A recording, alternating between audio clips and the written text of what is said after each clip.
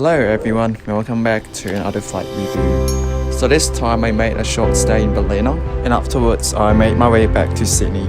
So here I am at Byron Bay Airport, or more accurately, Ballina Gateway Airport. Upon entry to the terminal, the temperature was taken by one of the health officials, and if you're not showing any symptoms of COVID-19, you'll be allowed to the terminal. Once in the terminal, you'll find the check-in counters just in front of you, and the signs are pretty self-explanatory. Once you've collected your boarding pass, just head to the security lane, which is nice and easy. All of the airport staff here are very friendly. And here's a cafe that I would highly recommend. It makes very good coffee. There's also a charging area, just in case you're running low on battery. One of the perks of flying on Economy X that not everyone knows is priority boarding. And while the well-known perk of Economy X is the extra leg room, you can see with Economy X you do get a decent amount of space between your knees and the row in front of you.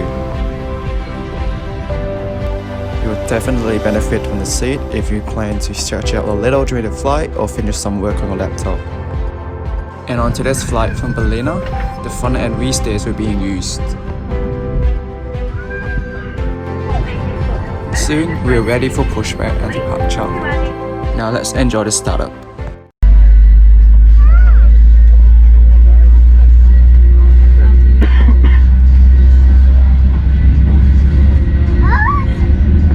Cabin crew, arm doors and cross checks.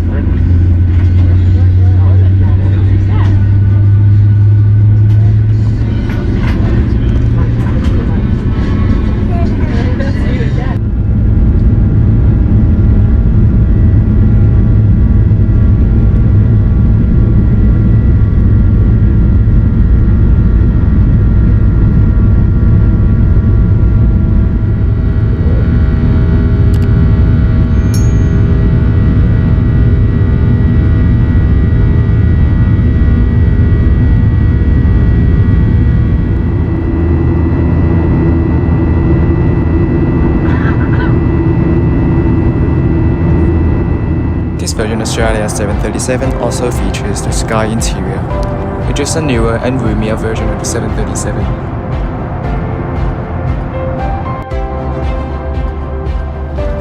For this 1-hour flight down to Sydney, economy passengers were given a granola bar.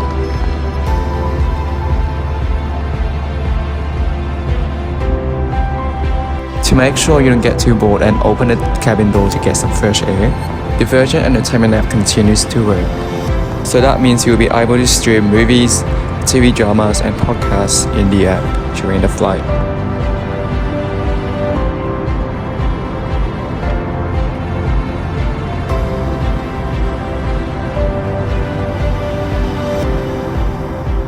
But of course there's always a lot more to see outside the window than in the entertainment app. So I took some time to enjoy the scenery out there.